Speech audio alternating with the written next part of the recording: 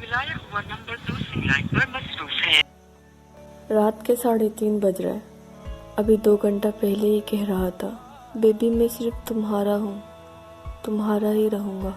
और मैं पागल हर बार की तरह भरोसा करके कह दिया, अच्छा ठीक है। फिर अचानक बोला, बहुत नींद आ रहा है मुझे, फ़ोन रखता हूँ, सुबह जॉब पर भी जाना है मुझे।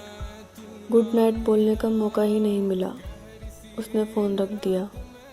अभी थोड़ा सा तंग करने के लिए कॉल किया था, वेटिंग पर जा रहा है। 2 घंटे भी किसका भरोसा जीत सकते हो तुम।